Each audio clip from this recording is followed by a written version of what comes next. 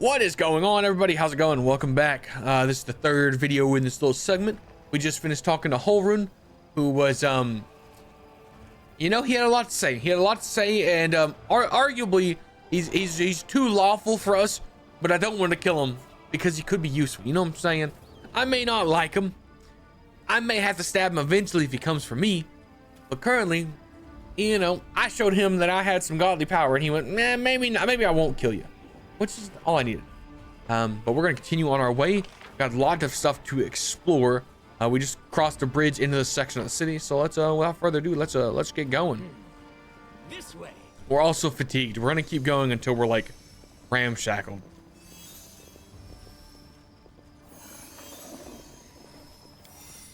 What could this mean? Oh man, I made a mistake. The demon invasion transformed all of Canabras into one great battlefield, but nowhere in the city has suffered much as this square.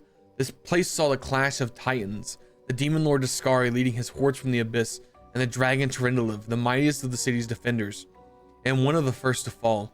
The scene of destruction leaves no doubts as to the battle's outcome.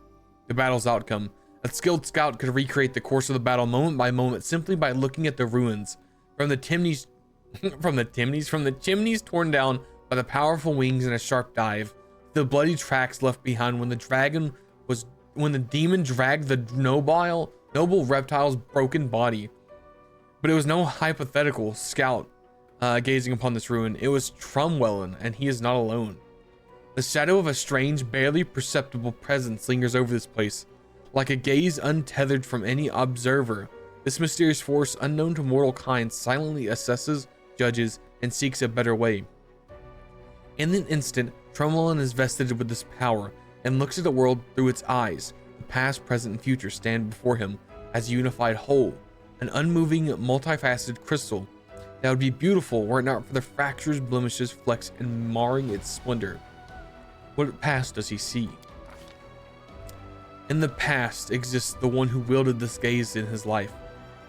Although the one and life are in opposed terms for aeons, the supernatural embodiment of cosmic balance. Rather than who or what, a better word for these entities is how. This aeon appeared from outside this world, from the great beyond, to put an end to the intermingling of the planes and destroy the world wound, the chasm disrupting the order of the multiverse. Alas, the visitor from beyond proved too weak for the battle they came to fight, and they even failed to finish casting the spell that would have sent Ascari back to the abyss. With one swing of his scythe, the demon lord cut the aeon down. What present does he see? Ruins, blood, corpses. None of this perturbed the aeon's dispassionate gaze. The living are alive, the dead will be judged by Pharasma. All as it should be, with the demons circling in the sky and prowling through the streets, creating a jarring juxtaposition, like splashing of blood red ink on a restrained pencil sketch. They should not be here. The world of mortals is for mortals. The demon's place is in the demon's world. How sublime the world would be if everything knew its place. But even the demons aren't as abhorrent as the sharp-edged, unassuming crystals languishing in the dirt amongst the bricks and smashed cobblestone. No mortal would notice it, but to the Aeon's eyes, its mere existence is an outrage against universal laws. If the Aeon still existed, they would not stop until the crystal was unmade. But the Aeon is gone, and only their gaze remains. Trumwellin picks the crystal up out of the dirt and shoves it in his pocket. He is mortal, which means he has the power to decide what to do with it. What future does he see? Good and evil, chaos and order. Everything is in its lawful place in the multiverse and is no longer trespassing where it does not belong. Nothing is disrupting the smooth and steady current of the river of souls, from life into death and back to life again. Reality, rid of its flaws, is now perfect, and the Aeons withdraw to eternally admire its beauty, which will never be threatened again. After allowing the hero to view the world through their eyes, the little that remained of the destroyed Aeon is killed, even appropriate here for an entity that is so removed from life and death as we understand them. Used up its last vestige of energy, now they are ready to disperse into nothingness, unless someone decides to preserve the Aeon within themselves. Will the hero take on this power so that he may look at the world through another eyes, or will he allow it to vanish? I don't think there's a negative to taking all the powers, so we're gonna take it. Because there's no, I mean, taking a power is pretty nice. We retain the Aeon's power within ourselves. The spirit of an Aeon dwells out of sight, deep in Trumwellin's soul, like a pair of magical specters, stowed away until the moment when the hero once again needs to look at the world through another's eyes. Oh my god. Oh. Okay. You too. I'll cut you wide open. Surrender, or else We will Win this war. Shall we move? I hope we We do. shall move. We are the light. They are the darkness. I'm sorry I have to do this. Lan, you're my man. Crossed the wrong mongrel. Burn, slice, behead, yes, behead. Camilla's feared. Oh, the stinking clouds are real nasty. Real nasty. Too late for apologies. Oh my god, Woljeff, what are you? Oh, he's so boned, dude. Get out. May I see your entrails, please? We need the cleric's gone. Survive me. Nice. Lan's the main character. Oh, we're losing people left and right. Trumwellin, he's running straight at you, dog. Let the attack commence. Hey, just because you got reach don't mean you can body me, okay? That's not fair. That may kill me. That totally did kill me. Okay, I'm gonna put Ember too far away. Ember's gonna come in here with his clutch.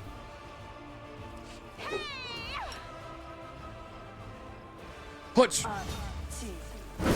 All your fault. That killed nobody. Almost might have killed. Yeah, we might have almost killed Wojif. Make every strike count.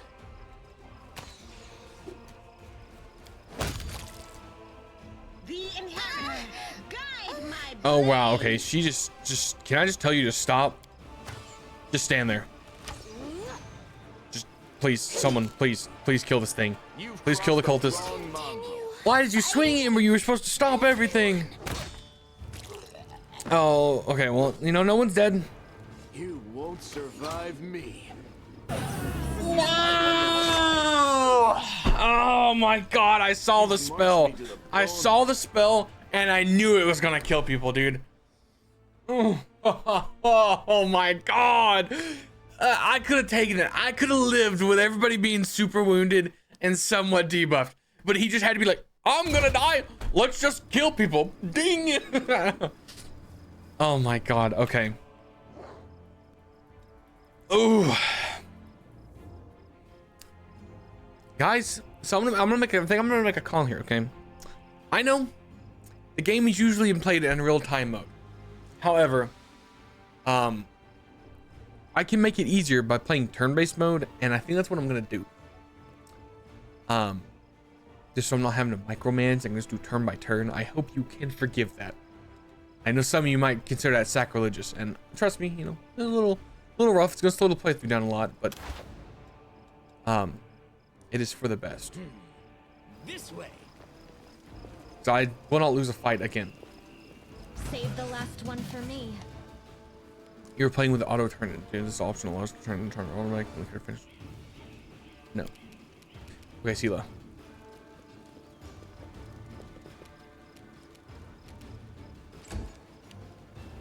Plan.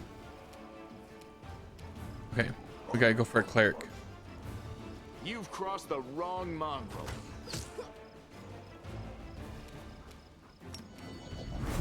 You won't survive me.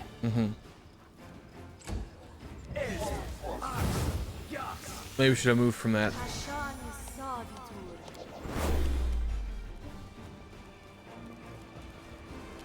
Come on, Trumwellin. Wow. That the dredge is so nasty. It is the nastiest mob ever. It sucks. It is my least. Dude, that mob sucks. These little freaking goblin gremlin things blow. Cover me, all right? I hope you live, Woljeff, man. Okay, Ember, are you? No, you're not. You're actually doing pretty good. We'll move you up here. Okay. What spells do you have? Vulnerability, curse, slumber.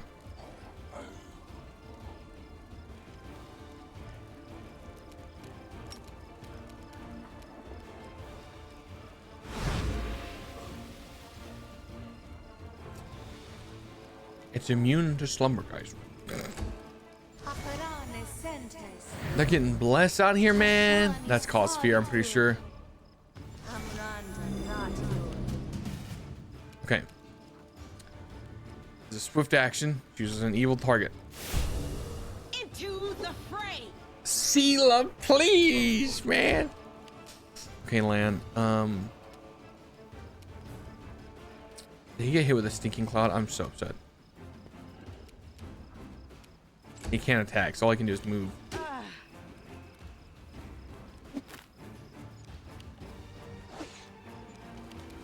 Trumwellin, please, man. Please kick this smoke, guys.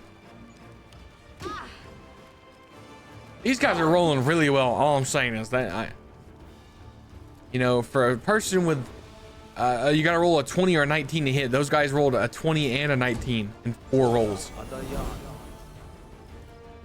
We need some. Oh my god, this is disgusting. Dude, that reach is cracked. Okay, Ember. Inaudible to all but a single target. Okay, well, that's not fun. This is fun, though. I just kill Seela, man. I'm just... That Bane.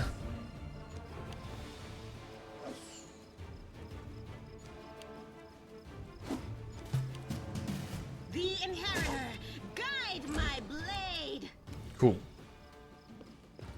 Landmine, brother, I need you to kick this. It's so cringe. Both my archers are just out of the fight for so long. Am I good yet? No, I'm not. I'm not good.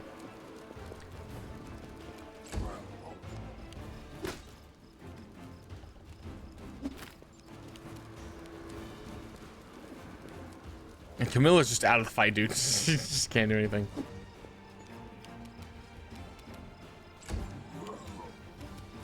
I'm just gonna cast this again, man. Screw it. Hey, 3 clerics, we take those. Kill the dreads, please. Crit. Didn't even need a crit. Nice. Get between them. Lance still stuck. This will leave a bruise. Dude, how long is this on here? That's a whole nother turn. Oh. She's gonna run away. I see. Is she still feared by the thing? No, she doesn't have fear anymore. She's just sick. I'll just sit here. Don't worry Stab about yours me. at you. Line up, both. Distract them for me. Surrender or else. Plan. Okay, you need to pop off, King. Endure this. That's not popping off. Okay, I'll be honest. That's the opposite of popping off. That's like literally throwing. Burn. Slice. Behead.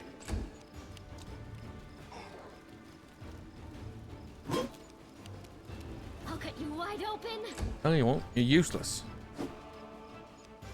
Okay, we'll just Time swing. to share your treasures. That's cringe. Makes him vulnerable to energy. Attacks less than number roll and well, I ain't got energy, so. Too late for apologies. Okay, Ember is not hitting this man. This man has some crazy AC.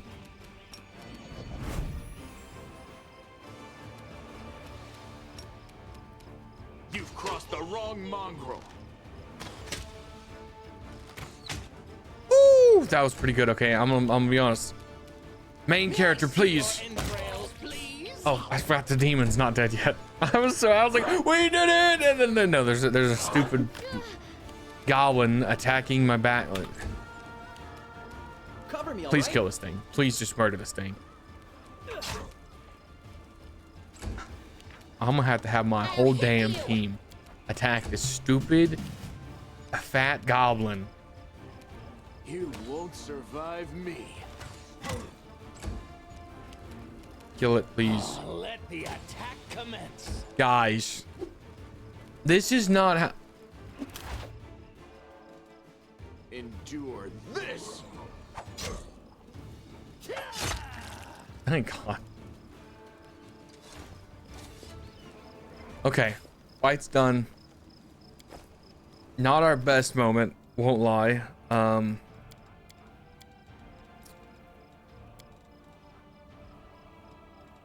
Not worth it.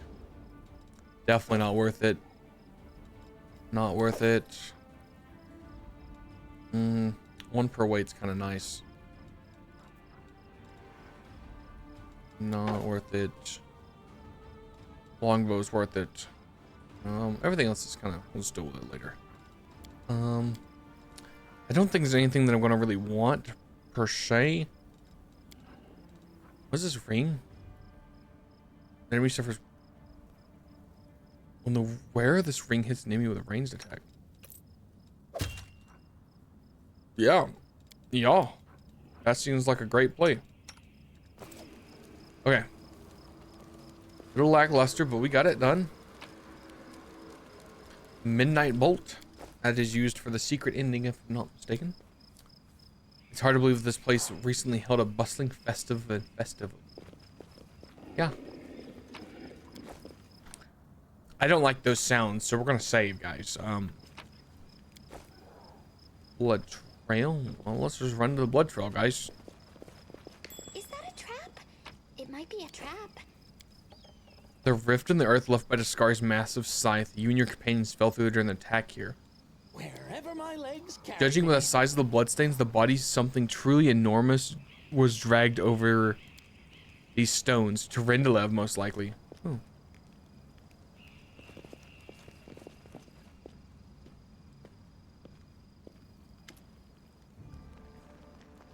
So thank the gods, I found someone who isn't fleeing in panic. Are you crusaders, mercenaries? The comely half-elf is so frightened he can barely get a words out. I'm a servant of Count Darren Kale Nevis Arende. My lord's mansion is under attack by demons. The master himself and all his guests are trapped inside, and the house guards are nowhere to be found. I managed to escape through a servant's passage to look for help. Will you help me? The mansion is only a stone's throw away on the next street over. He meets your gaze with pleading eyes. Count Arende. I have seen him a few times before, from afar. He looks highly audacious. I confess that he did capture my attention, but that's neither here nor there. We should help him. The gratitude of a rich and influential man can only benefit us. You have heard about the Arende family before. This wealthy and noble Mendevian dynasty was almost wiped out by demons more than 10 years ago. The last surviving member of the family, the young Count Darren, has an infamous reputation. He is well known for being a rake and a rogue. Misfortune continues to dog the house of Arende, I see. The servant cringes. You're telling me? Everyone tried to talk me out of taking up this position, saying that it can't just have been bad luck that brought down the tragedy on that family and almost killed off the line. But I reasoned that since my master was the only one that survived the calamity, that meant he must have been blessed by fate and the powers of God. Good. The pay was nothing to sniff at either. The servant cast his eyes to the street. I should have listened to people smarter than me and gone to work somewhere else, preferably far away from Canabras. What has happened? I'll tell you what I can.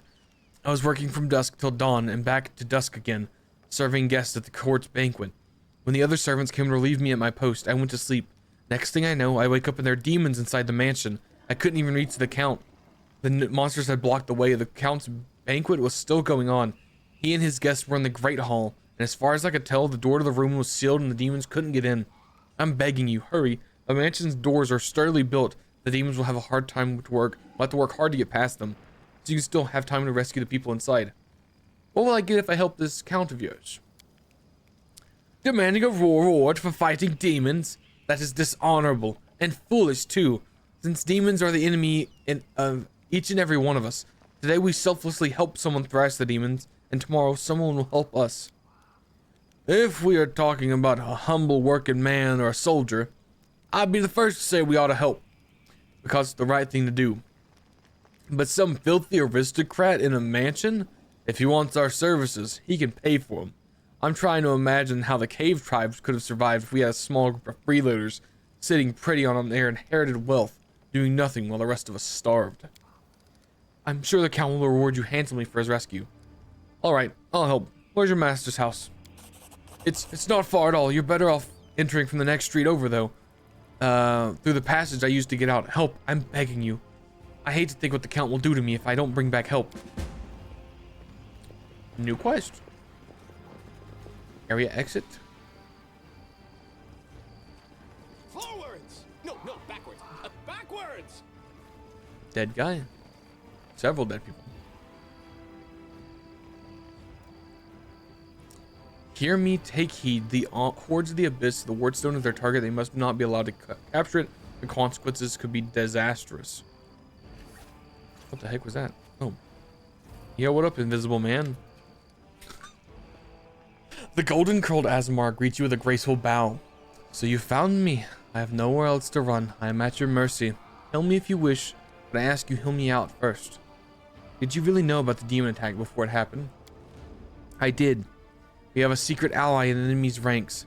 No one knows who this brave soul is, but she has been feeding us information about the demon's plans. These dispatches have come to us by the most reliable channel bestowed upon us by the great dreamer herself. They have come to us in dreams. Prelate Holrun brushed them off as a meaningless reveries, and well, I admit that it isn't easy to distinguish our allies' messages from ordinary dreams, but even ordinary dreams are a gift from Desna and are always worthy of attention. The prelate and all the crusade leaders, for that matter, should have put less store on reason and more into intuition, inspiration, and spontaneity. What's more, not long before the attack on the city, a blind elf who calls himself the Storyteller arrived in Canabras. This wanderer wasn't merely a collector of legends, but a scholar of the unknown. According to him, the wardstone in our city, the first and most important in the train of wardstones, weakened since long ago, was teetering on the brink of corruption. It seems the Red Morning Massacre and the other demon attacks, even the one we fended off, did not leave us unscathed. Unfortunately, the prelate did not wish to listen to the Storyteller either. We're lucky he wasn't burnt to the stake as a heretic. We had such a vital information in our hands, information that could have saved the city, but no one listened to us all the way to the catastrophic end. Not all of the streams have benign origins. What if those dreams were sent by demons? In a different time and place, someone perhaps could have been a victim of the false dreams sent by monsters. But here, in the war with the abyss, the goddess is keeping a close eye on her most faithful followers. I have no doubt that if a demon tried to intrude upon the dreams of any of us, Desna's punishment would be swift. Tell me about these strange rituals that were going to be performed on the Wardstone. Romian looks slightly abashed. When my attempts to open Holrun's eyes ended in failure, a few of my young adepts resolved to take this matter into their own hands. They did not consult me before doing so, but I have never demanded iron discipline from my priest. Army commanders may have subordinates, but I have pupils and fellow worshippers. I can only inspire them, I cannot command them, and it seems they were inspired all on their own. In other words, you get to preach whatever you want, and you don't have to take responsibility for your flock. You've really got it made. For pity's sake, how can I be held responsible for the actions of others? These are not children we are discussing here. They are grown adults endowed with their own free will. Praise the goddess. Of course, we all help one another, but in the final reckoning, each of us decides how we will act, and each of us must answer for those choices. They had no ill intent.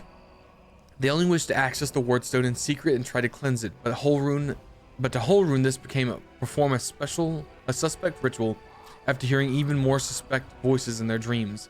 The children wanted to save the city, but the Inquisitor detained them and almost killed them. I had to intervene. I used my authority and power as a cleric to give them a chance to flee. If they hadn't got away, they were destined for a cell in the prelate's dungeon, and quite likely a death. Why are you and the Holrun feuding? Oh, I'm not feuding with him. I sincerely wish only the best for that man. In the ideal world, he'd be far away from the front lines enjoying peaceful retirement. But even if that isn't possible, I have always tried to help him fulfill his mission he has taken upon himself, and to which he has proven fatally ill-suited, protecting Canabras against demons. Unfortunately, he is convinced that the followers of Desna are heretics and saboteurs. He refuses to listen to me, and it was only the knightly orders that deterred him from including us in his witch hunt. Now there's clearly no one left to stand in his way. He is free to get rid of us once and for all. Is there a chance you can resolve your conflict? I don't know. Holrun's faith is truly formidable, not only to his faith in Ione, but in his own infallibility. In other words, he's as hard-headed as a rock troll, but even so, Desna teaches us never to lose hope. Talk to him. Try to explain that we are fighting on the same side. If he attacks you, disarm him, bind his hands. But I beg you, if at all possible, please do not kill him. Why haven't you left this place for somewhere safer? Because people might need my help, and they will come to the temple in search of a priest. I will not hide away in a hole saving my own neck while Canobris is full of people who suffer in the wake of the demon attacks. I have to go. Wait. 3 of my adepts are hiding somewhere in the ruins of the city, the ones the Inquisitors wrongly accused of treason. I beg of you, find them and protect them against the demons and vigilantes like Holrun. They will not rest until you find them. If there's anything else you can do to save Canobris, please do it.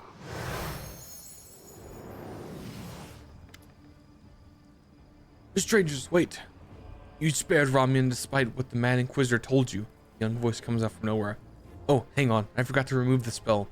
I hope Holrun's dogs aren't lurking nearby. A pale youth materializes before you. His face looks haggard from lack of sleep, but he is clearly pleased to be speaking to someone. So you're one of the dozen adepts that tried to break into the Wardstone. Yes, I am. Ike's cleric of Desna, and one of the people who answered the call to the voice in the dreams. Some unknown person made contact with us through our dreams, telling us about the demons' plans. We learned that the demons were planning to attack Canobris and do terrible things to our Wardstone, which always carries a taint of corruption. Prelate Holrun refused to heed our warnings.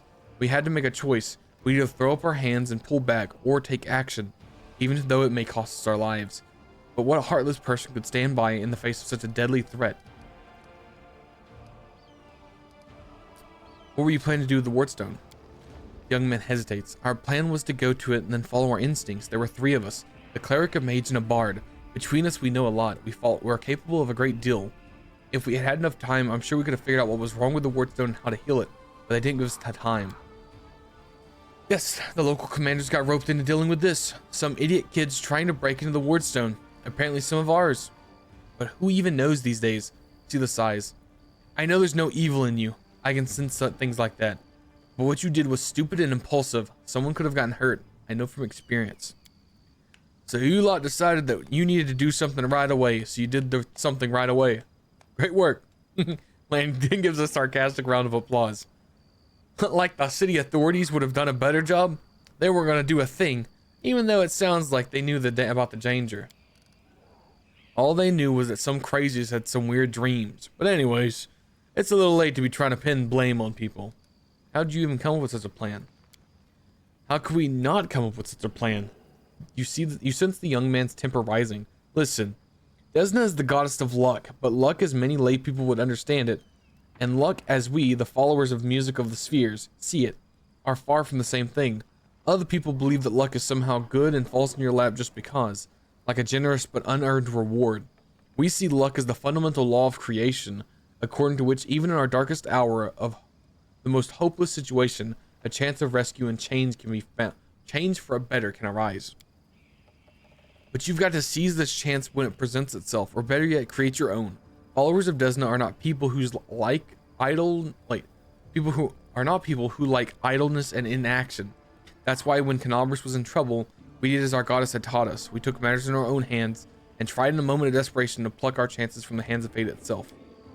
You were trying to help. Can they punish you if you were trying to help? Is that allowed?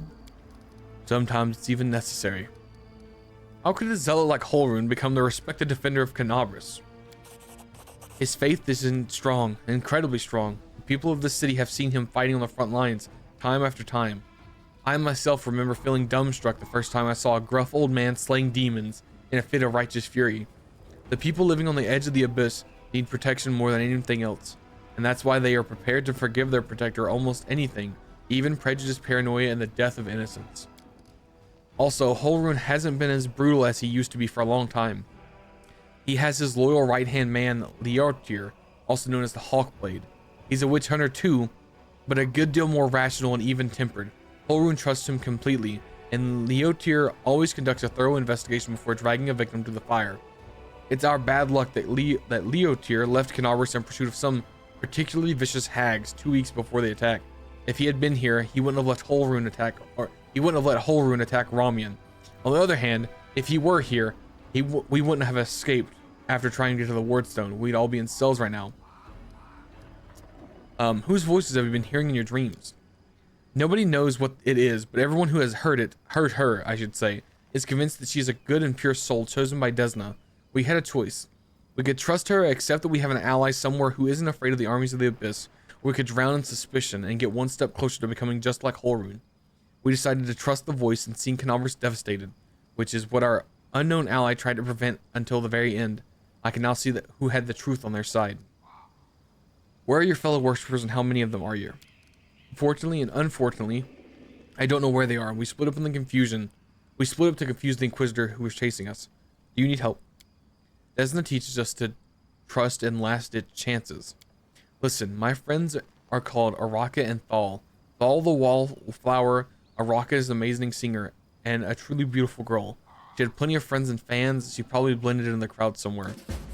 Wallflower is a mage, but I don't think he'll risk using magic. It would only bring the Inquisitor down on him. He'll be harder to find. You better find Araka first. She might know where Wallflower is. Please find them and protect them from against the demons and the Inquisitors.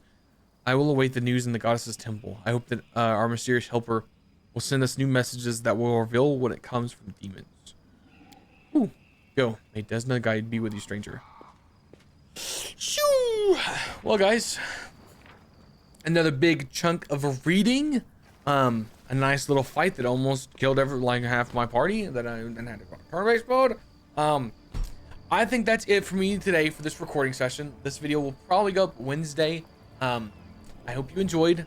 Like I said, Pathfinder Wrath of the Righteous is a long game.